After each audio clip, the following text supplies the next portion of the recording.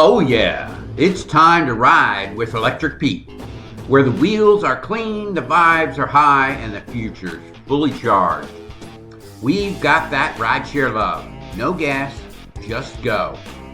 Full charge, full power. Now let's roll. Hey, everybody, it's Electric Pete. And today we've got an absolute monster of an episode. A Philly sports super show, because joining me is someone whose voice has powered our mornings, fired up our fan base, and driven the heartbeat of this city for years. And today, he's here with something brand new, something every Philly fan needs on their shelf. His brand new book, The Best of Philly Sports. But before I bring him in, I want to give you a countdown. Number 3, Phillies Morning Maestro. Number 2, the voice of the fan. And number 1, my favorite, the hammer.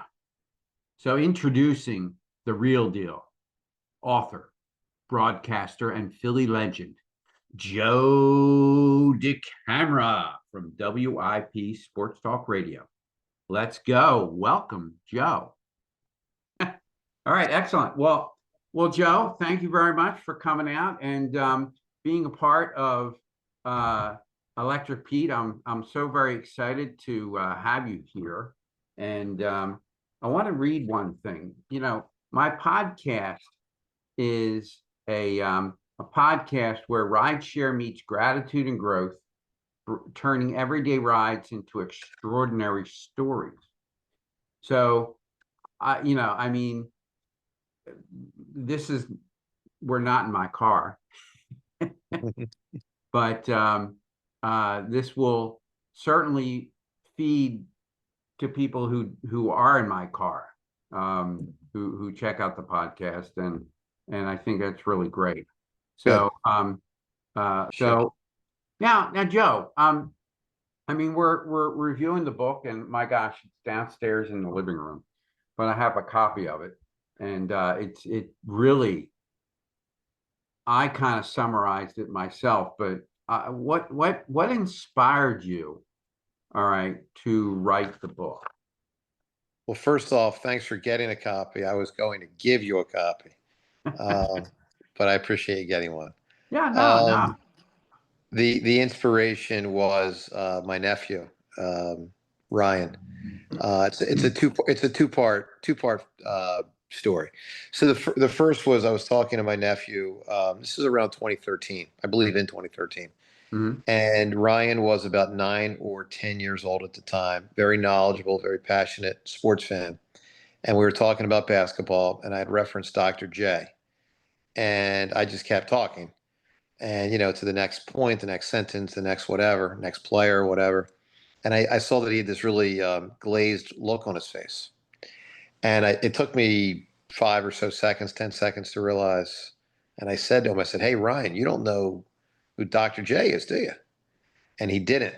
And Mhm. so, he didn't know, I mean, you think about it, Pete, if you're talking about basketball and the next thing, and then, you're 10, and the next thing you know, a doctor comes into it, like, is that like an actual doctor? Is that a who? Is that a what? Like, what is a Dr. J, right? So, Right. um, it was a moment that certainly got my attention, in part because, Ryan knows a lot about sports, but didn't know Dr. J. So it just kind of struck me as interesting.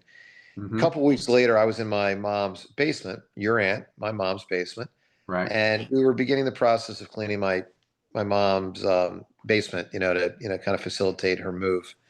And I came across this book that my older siblings would have grown up on. I didn't know it. I wish I knew it as a kid. I had Right. never seen it before. It had been buried in our basement for years, but it was a book from the 1970s. It was a book primarily geared toward younger sports fans, and it featured probably in the first 70 or so years of the 20th century all the great sports figures, big national sports figures. Mhm. So, and it wasn't, each chapter was kind of short, but it Yeah. was, a chapter, a page on Babe Ruth, a page on Jackie Robinson, a page on Willie Mays, a page on Will Chamberlain and Jim Thorpe and Jesse Owens, and like, Gordie Howe and all these amazing players and people. And I thought, Very wow, amazing. Yes. what a book, what a book. And so then when I saw that book, I thought, you know what, I actually think I can write this book. I can write this book about Philadelphia sports for Philadelphia sports fans and gearing it primarily toward younger fans. So that's what I set out to do about 12 years ago. And, there would be years I would write a lot. There would be years I would write very little. But I always kind of had it in my mind to, hey, I'd like to get this project done. And so, as it kind of both during the process and got near completion, while it is primarily written with sort of 10 and older in mind, I also wanted to write it in a way that it can work for adults. Obviously, you being an example, I appreciate that you've enjoyed the book. And so the idea was to write it in a simple but not so simple way. It's not green eggs and ham. This is not, a book for a 5-year-old. I mean, it's got a lot of meat and potatoes to it.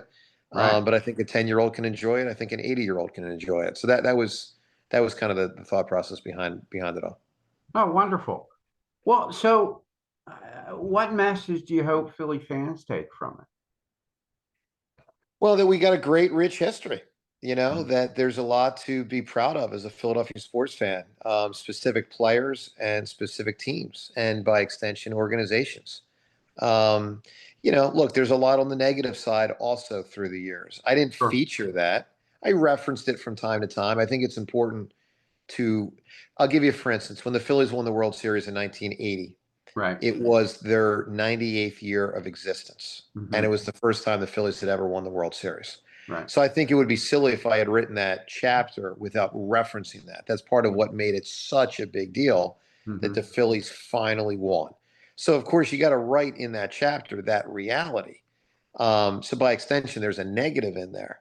But the book is, 99% positive. I mean, the book is about our greats, Reggie White and Bobby Clark and, Donovan McNabb and Brian Dawkins and Saquon Barkley and, all these incredible figures we've had in teams, the 70 Flyers. I mean, not all the teams that won, of course, because, we don't have that many teams that have won it all.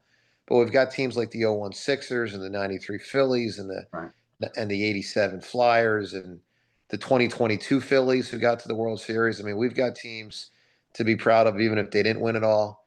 And so I would just say what stood out to me, both with the intent behind it and what I think we executed, was to, show Philadelphia sports fans that there's a lot to be proud of and there's a lot to celebrate.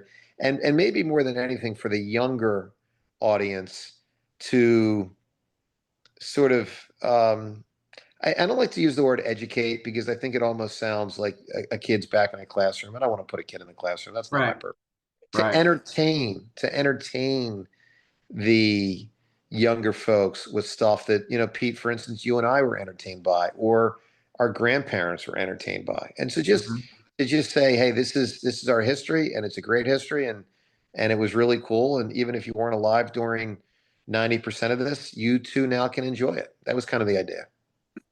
Okay, that's great. So now, Thank you. yeah, I mean, my goodness, you've probably done this before.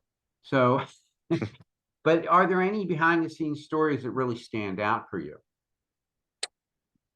I was familiar with pretty much everything in the way in. I mean, obviously there were some specifics I had to look up, some facts you have to look up. I would say most hardcore sports fans would be familiar with pretty much all of it.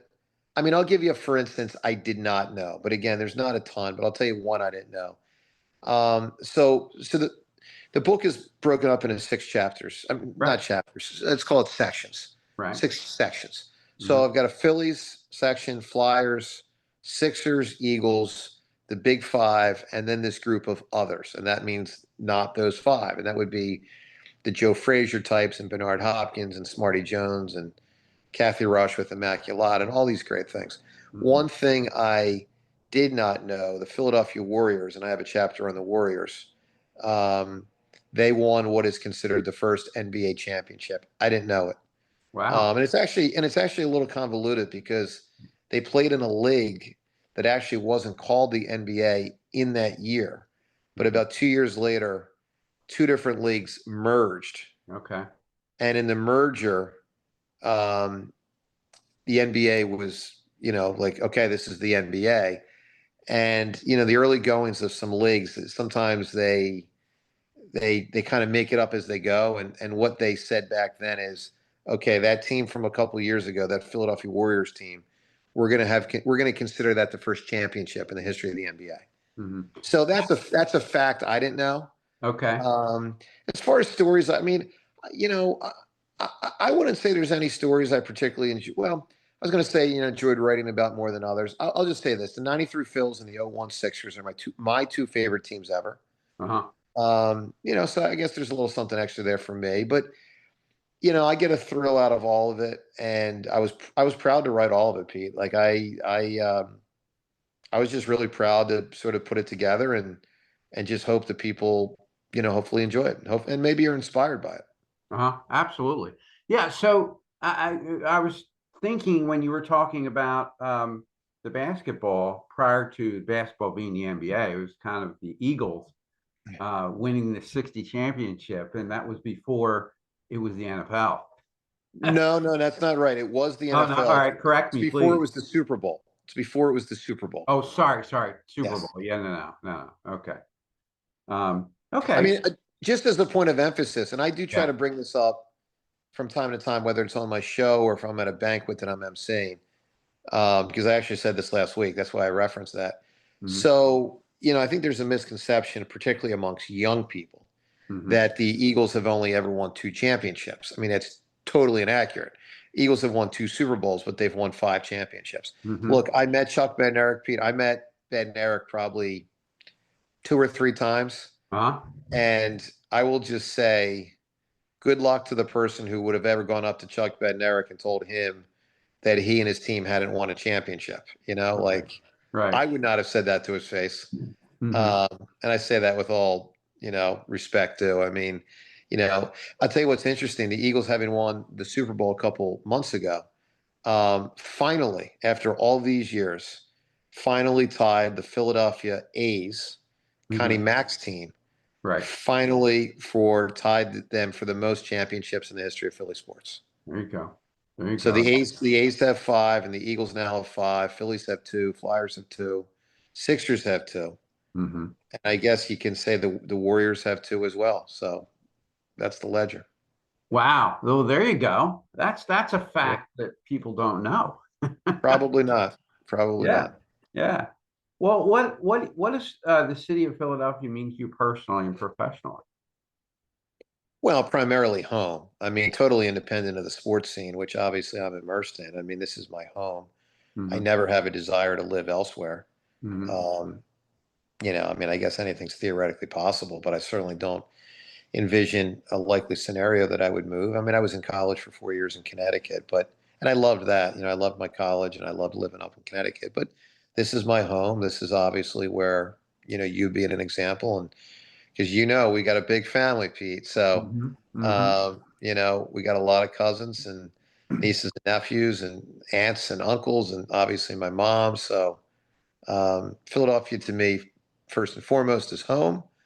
Um, I think it's an amazing area. And of course, when I say Philly, it's not just the literal Philadelphia, but the surrounding suburbs and all. And Mm-hmm. I'm from Huntington Valley, as you know, um, and then the sports scene is great. I mean, it's we're in an excellent time right now in Philly sports. I mean, all the teams actively playing are above 500. Mm-hmm. That's rare. Mm-hmm. The Phillies, of course, were eliminated, but had an excellent team and should have an excellent team again next year. Mm-hmm. And the Eagles are trying to win back-to-back titles for the first time in Philly sports since the Flyers of the '70s. Mm-hmm. So, you know, I love Philadelphia, and of course, we have a lot of great cultural stuff, and you have the stuff from the Declaration of Independence and the Constitution, founding fathers. So I love it. Which, which, on your last comment there about Philadelphia and all the other things, I mean, I Yeah. cover actually quite a bit of that in my podcast. Yeah, segment called The Founding Fathers, which is history in Philadelphia. So, sure. but I wanted to make a comment because you said you were away and you came back and Philly's home. You don't know how many people I run into who have moved back to Philadelphia in my Uber driving business, who have moved back to Philadelphia, and they said exactly what you said, Yeah, of is home. So course. Philly really, really, really draws everybody out to, or back to Philadelphia. So now, how do you think sports in the city, how do you think sports unite the city in ways other cities can't match?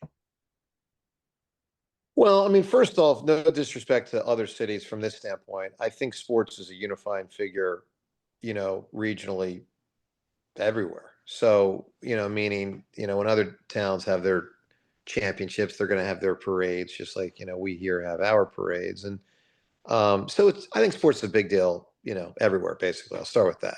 Mhm, I think it's more, um, I think there's greater intensity here. mhm, I think it is in our DNA more. I think our swings of highs and lows, I would think, are probably a little bit more extreme, mhm, in part because of the intensity and the passion. Um, Look, I think it's a great sports town. I mean, I've always sensed that Philly, New York, and Boston are probably the three most intense professional sports towns in America. I can't mhm, prove that. I don't know it for sure, but mhm, certainly the impression I get. And, we're, of course, a town with four major, professional sports teams. Not every town has that. Um, it's just a very, look, I'd say it's a deeply rooted thing. I mean, the Phillies being an example of that. I mean, the Phillies go back to 1883. I mean, mhm, think of it this way, Pete. The Phillies go back further than our, literally you and me, than our, I'd have to look it up, but I guess it would be great grandmother mhm, um, coming to Philadelphia, mhm. right? If I have my history right, I think it was somewhere around 1900 or something. So um, it's just really deep rooted, and I think that's neat. Mhm. Very excellent. Well, so, and all right. So, who or what do you think shaped your broadcasting style, and how would you define that? I don't know that anybody did. I really don't, and I don't mean that to be disrespectful to anybody. I think it was more of an osmosis thing. I mean, look, I listened to WIP a ton growing up, so I'm sure by extension, there's just all sorts of stuff that I picked up on that I can't define the moment. Even if there was a moment, I think stuff just kind of seeps into you over time. Um, so I'll start with that. Um, as far as what my style is, look, I don't even know that there is a style. I mean, I guess somebody else could define it that way. I don't think of it that way. Mhm, I think of it this way. I'll say my opinion, um, positive or negative. mhm, Be fair, but be real, authentic, and um, let it fly. Never make it personal. Um, it's easy for me to say it with passion because I'm passionate about it. I'm sure there's some people that would say, Joe's passionate. You know, it's not a style that's cultivated. It's just who I am. I mean, right. I'm sure you remember me when I was 7 years old, jumping around with something good or bad. So Well, yeah, and I was going to say that was a good training ground for anybody in sports yeah, in the family. sure. Well, yeah. I mean, I'll say this: it's independent of a broadcast style, but from a fandom thing and a passion and intensity thing. I mean, just growing up in the household I grew up in, I can't tell you how many times we would be having dinner at the dinner table and, me and my siblings in conjunction with my mom. My memories after my father passed away, because as you know, my dad died when I was young, but Right. I can't tell you how many times I remember we would be in an intense sports conversation, and it would go on for a while. Mhm. And then my mom would say, "Can we please talk about something else?" Um, and believe me, she's a sports fan too, as you know. Uh-huh. Uh-huh. But that was her way of trying to cultivate a more well-rounded, Right. life experience. Right. And so we would, and often, often, very high percentage, within 90 seconds to 2 or 3 minutes, we would be right back into the sports thing. Mhm. And then she might say it again. So, you know, I, I think my interest in sports and my intensity about it, and certainly I'm sure a lot of my knowledge of it comes from, absorbing conversations and being a part of conversations with my older siblings and my mom and my dad, for the 5 years he was alive that I was alive. Mhm. Awesome. Awesome. And by the way, Uh, Pete, you and the cousins and the aunts and uncles and the whole crew. I mean, Oh yeah, of we had some great family parties, man. course. And look, and grandfather, I mean, I was alive for 12 years, like 11 and a half years, while grandfather was alive. And, Mhm. I, I remember it. So it's good stuff. Yeah, yeah. He loved the cheesesteaks, man. He made Oh, that an was the awesome best. cheesesteak, huh? Tremendous. Uh, So any memorable or funny on-air moments that you still think about? Well, there's tons. I mean, there's tons and tons. I mean, I'll push funny aside for a sec. I'll say memorable. My biggest on-air thrill was, and it was in my first or second year, and I was on a, relatively small radio station in Bucks County, was interviewing Joe Frazier. I mean, what a thrill, Joe Frazier. Hmm. Um, that was incredible because that to me is way different than most what I'll call regular Philadelphia sports stuff. I mean, Joe Frazier was a major national and international sports figure. I mean, he Uh-huh. was, the heavyweight champion of the world when that was the coolest moniker in sports. I mean, Mhm. you couldn't get bigger than the heavyweight champion of the world. So the Frazier thing was a real thrill. Um, I remember interviewing over 10 years ago. I interviewed together. I interviewed Moses Malone, Bobby Jones, and Billy Cunningham, and that Hmm. was a great thrill. Hmm. And it might have been Moses' last interview. I don't know, but he did die a few months later. Wow. So I've always wondered if that was his last interview. Maybe it was, maybe it was not. Hmm. Great thrill. So, I mean, I've had so many memorable. I mean, I would say being on WIP the day after the Eagles first won the Super Bowl, so I'm going back to February of 2018. Right. I mean, just to start that show was, Yeah. incredible. The parade a couple months ago when they won the Super Bowl for the second time was incredible. Um, so I could go on and on. I mean, I really am fortunate to have had many, many amazing experiences. And then co-hosts I've worked with, obviously right now, John, love John, you Hmm. know, in yesteryear, I mean, shows that I would do with Jaws, with Right. Dutch, Right. uh, shows with Trot. I mean, Jeremiah Trotter and I are very, very close.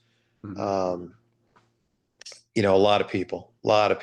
Hmm. And so I'm lucky to do that. Funny stuff. I mean, there's plenty of funny stuff. I do remember the first time I talked about enjoying baths, and I could tell everybody thought I was crazy. I'm like, look, I like a bath. I mean, what do you want me to tell you? I grab a book and I take a bath. I And remember hearing some of that. Yeah. sure. Yeah. So it's been a lot of laughs through the years. Uh-huh. Cool. Yeah. Well, how has your perspective on sports and life changed since writing the book?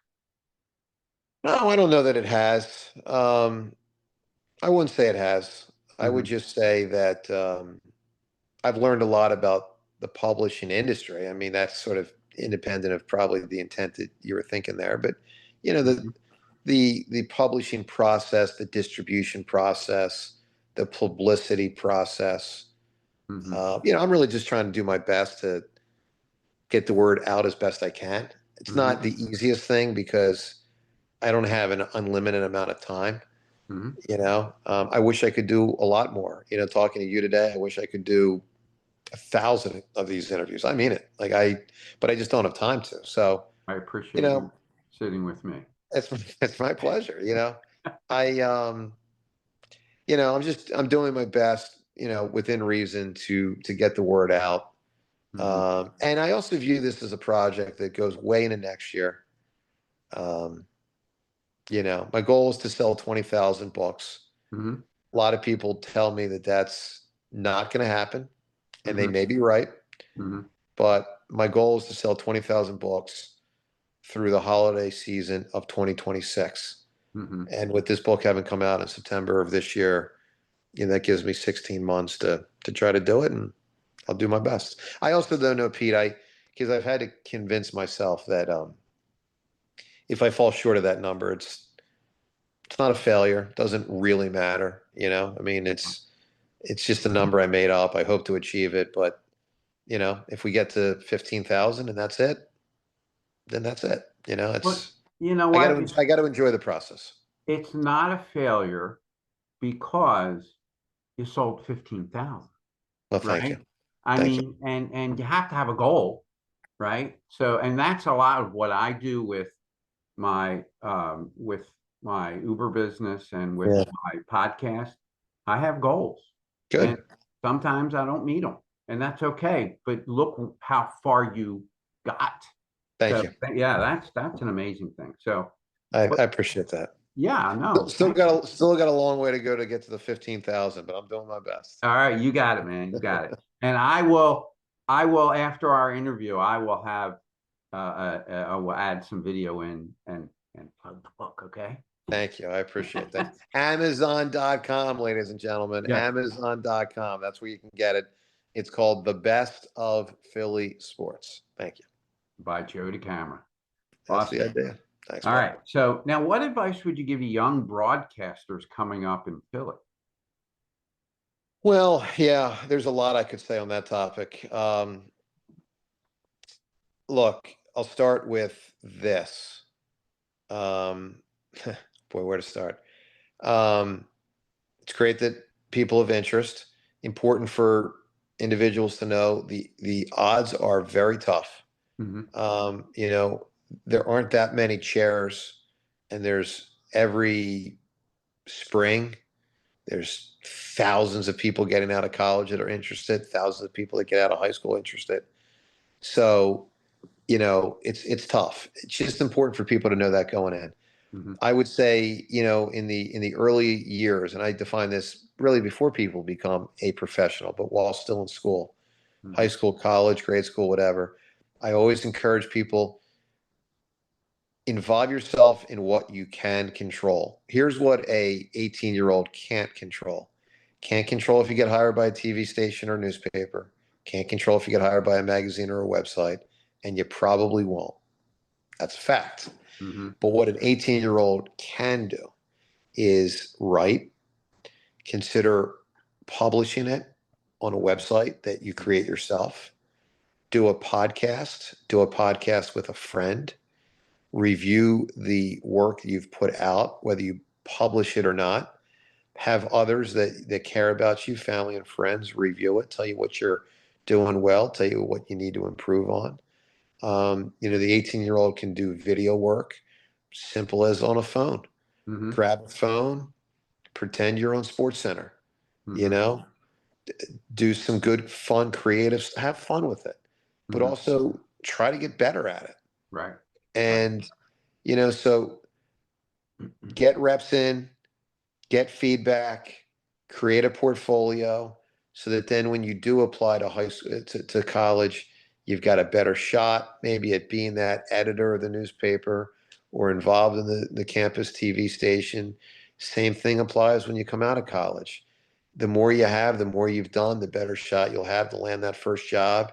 Might not be in Philadelphia. There's a good chance it's in a smaller market. Develop relationships, be aggressive, but also be reasonable, be Hmm. willing to make not much money for a long time. Hmm. And, it's important to be good. It's important to be good. I've said before, I could try to be the second baseman of the Phillies from now until the end of my life, and I'll never be it. I'm not good enough. I'm not. So it's important for people aspiring for this industry to look inward and really be reasonable about what they bring to the table, Mhm. and but also have fun with it and be ready to commit to it, knowing that you might need to decommit from it a couple of years in if it's just not happening for you. Okay, wonderful. Thank Now, you. thank you, thank you, thank you. Now, well, I have something that I call the electric heat signature round, okay? Let's do it. So what are you grateful for today? Family, Mhm. family. Family, But number one. a lot more than that. But I mean, family. I mean, it's, I'm grateful that my mom's healthy and happy, and I'm grateful for a lot of things. But maybe that's number one. Mhm. Very good, very good, excellent. And Thank you. what does freedom through structure mean in your own life? Well, I'd like to have a little bit more freedom than I feel in my mind. I have a Mhm. lot of structure. I'm very regimented. I think in Mhm. part, Pete, because I wasn't to a large extent growing up. I was pretty disorganized, Okay. and I existed in a lot of chaos in that regard. Mhm. And I think as I got older, I realized that it would be important for me to create structure. And so I'm very structured, but sometimes I wish I could step away from it a little bit easier. Uh-huh. I wish I could relax more. So, when you say freedom through structure, I just wish I could turn it off sometimes a little bit more than I do.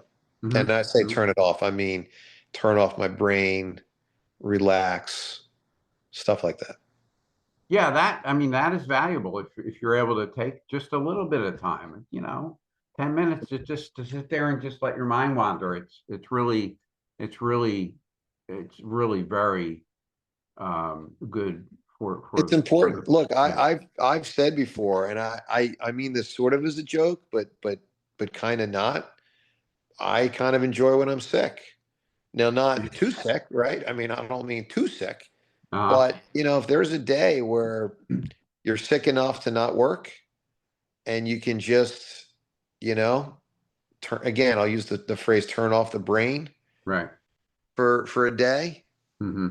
you know, it's nice to be off the grid sometimes. Hmm. Hmm. Excellent.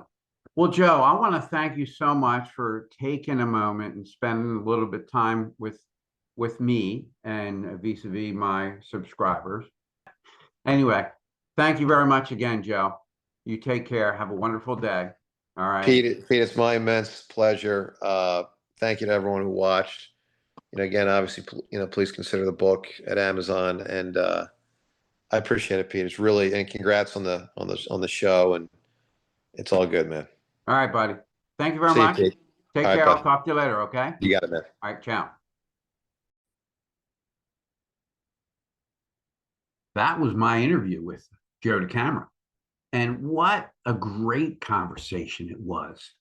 Oh my gosh. What stood out to me the most is how Joe understands this city of Philadelphia, not just the teams, but the people, the passion, the loyalty, the expectations, the history, all of it. You can feel that in the way he talks. And you can definitely feel it in his book. Philadelphia sports are about more than scores or championships. They're about identity. They're about effort. They're about family. Joe captured that in a way very, very few people can. Joe, if you're listening, thank you again for taking the time to chat with me and my fans. And to everyone else tuning in, if you love the city the way I do, go pick up Joe's book. It's a tribute to what makes Philadelphia special. All right. I'm Electric Pete. Thanks for riding along with me today. See you in the next one. And remember, work smarter, earn cleaner, the Electric Pete way. Thank you so much for tuning into Electric Pete. Remember, every rider has a story, and it's my job to share those stories with you. If you enjoy these conversations and want to help Electric Pete grow, especially to upgrade my video and audio gear, or even for even better episodes, please consider supporting the podcast. Your generosity truly makes a difference. Check in the show notes for how to do that. Don't forget to subscribe, rate, review, and share Electric Pete with your friends and your family. Find me on social media or reach out anytime at electricpetepod@gmail.com. Until next time, stay charged, stay positive, and keep your eyes on the road ahead. This is Electric Pete signing off.